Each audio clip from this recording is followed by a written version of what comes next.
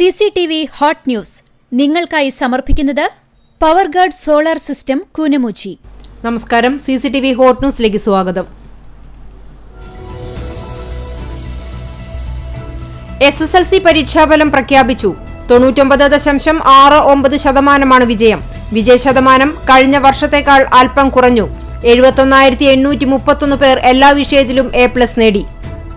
സമീപത്തെ കടയിൽ നിന്നും സാധനങ്ങൾ വാങ്ങി വീട്ടിലേക്ക് മടങ്ങാൻ റോഡ് മുറിച്ചു കടക്കുന്നതിനിടയിൽ എതിർദിശയിൽ നിന്നും വന്ന ബൈക്കിടിച്ച് സ്ത്രീക്ക് ഗുരുതര പരിക്ക്. അക്കിക്കാവ് പുത്തൻകുളം കൽപ്പാലത്തിങ്കൽ വേലായുധൻ ഭാര്യ 72 വയസ്സുള്ള സരോജിനിക്കാണ് പരിക്കേറ്റത്.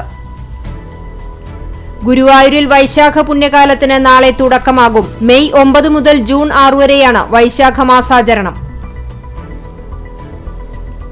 കുന്നംകുളം ഗുരുവായൂർ റോഡിൽ കാറിനു പുറകിൽ ബസ് ഇടിച്ച അപകടത്തിൽ ആർക്കും പരിക്കില്ല. അപകടത്തെ തുടർന്നുണ്ടായ വാക്കുതർക്കത്തിൽ കാറും ബസ്സും റോഡിൽ നിന്നും നീക്കം ചെയ്യാതെ നടു റോഡിൽ നിർത്തിയിട്ടത് അരമണിക്കൂറോളം.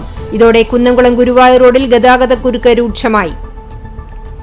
കേച്ചേരിയിൽ കോഴിക്കട പെട്രോൾ ഒഴിച്ച് കത്തിച്ചു. തീ ആളിപ്പടർന്നതിനെ തുടർന്ന് നിരവധി കോഴികൾ ചത്തു. 15,000-ഓളം രൂപയുടെ നഷ്ടമുണ്ടായതായി കണക്കാക്കുന്നു. ജീവനക്കാർ മുന്നറിയിപ്പില്ലാതെ കൂട്ടവധിയെടുത്തതോടെ എയർ ഇന്ത്യ എക്സ്പ്രസിന്റെ 70-ലധികം സർവീസുകൾ റദ്ദാക്കി. 300-ലധികം മുതിർന്ന ജീവനക്കാരാണ് യാതൊരു മുന്നറിയിപ്പും കൂടാതെ അസുഖാവധിയെടുത്തത്. പാലക്കാട് കാട്ടാനയുടെ ആക്രമണത്തിൽ മാധ്യമപ്രവർത്തകൻ കൊല്ലപ്പെട്ടു. മാതൃഭൂമി ന്യൂസ് ക്യാമറമാൻ AV മുകേഷിനാണ് ദാരുണാന്ത്യം സംഭവിച്ചത്. 32 വയസ്സായിരുന്നു. ബുധനാഴ്ച രാവിലെ 8 മണിക്ക് മലമ്പുഴ വേനോലി എളമ്പരക്കാടിന് സമീപം ഷൂട്ടിനിടെയായിരുന്നു അപകടം. കടുത്ത ചൂടിൽ വഴിയാത്രക്കാർക്ക് ആശ്രയമായിരുന്ന പുന്നൂർകുളത്തെ ബസ് സ്റ്റോപ്പിൽ സ്ഥാപിച്ചിരുന്ന ദാഹജല സംഭരണി സാമൂഹ്യവിരുദ്ധർ നശിപ്പിച്ച നിലയിൽ. കണ്ടാണശ്ശേരി ഗ്രാമപഞ്ചായത്തിൽ എലിപ്പനി രോഗപ്രതിരോധത്തിന് തുടക്കമായി. പഞ്ചായത്ത് കുടുംബാരോഗ്യ കേന്ദ്രത്തിന്റെ നേതൃത്വത്തിൽ എലിപ്പനി രോഗപ്രതിരോധ പ്രവർത്തനങ്ങളുടെ ഭാഗമായി ബോധവൽക്കരണവും പരിശോധനയും സംഘടിപ്പിച്ചു. ചമ്മന്നൂർ മാഞ്ചിറക്കൽ ശ്രീ ഭഗവതി ക്ഷേത്രത്തിലെ വേല മഹോത്സവത്തിന് തുടക്കമായി. ബുധൻ, വ്യാഴം, വെള്ളി ദിവസങ്ങളിലായാണ് വേല മഹോത്സവം നടത്തുന്നത്.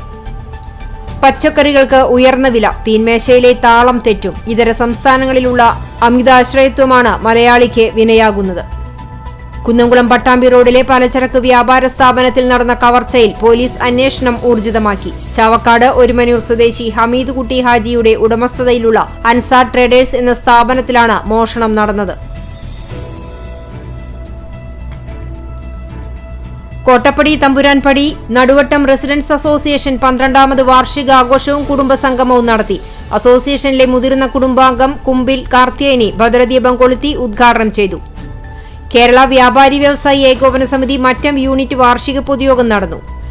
ഓർത്തഡോക്സ് വെക്കേഷൻ ബൈബിൾ സ്കൂളിന്റെ നേതൃത്വത്തിൽ Erumappetty saint George orthodox Sunday school വിദ്യാർത്ഥികളും അധ്യാപകരും ചേർന്ന് പഠനയാത്ര നടത്തി.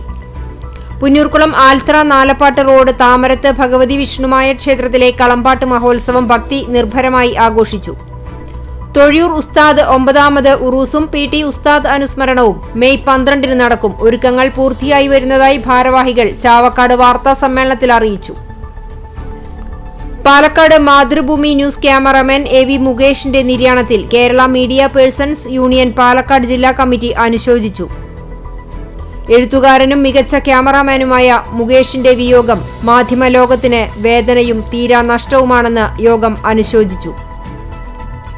വേലൂർ സെന്റ് ഫ്രാൻസിസ് സേവിയർ ഫൊറോന ദേവാലയത്തിലെ ഇടവക മധ്യസ്ഥനായ വിശുദ്ധ ഫ്രാൻസിസ് സേവിയറിന്റെയും വിശുദ്ധ റോസ പുണ്യവതിയുടെയും 300ാം സംയുക്ത ഊട്ടുതിരുനാൾ ആഘോഷം ഭക്തിനിർഭരം.